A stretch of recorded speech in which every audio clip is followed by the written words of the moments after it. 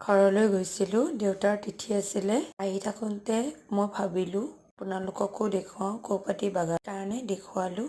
চাওকচোন কেনেকুৱা লাগিছে ক'ব।